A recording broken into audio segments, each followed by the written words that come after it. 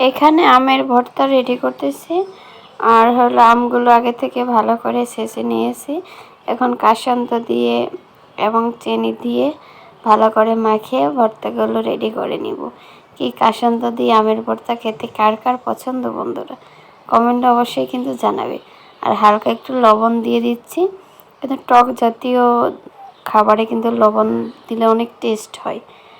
আর আমের ভর্তা বললে কথা। আর এখানে কাসন্দ দিয়ে আমের ভর্তা কিন্তু সবারই পছন্দ।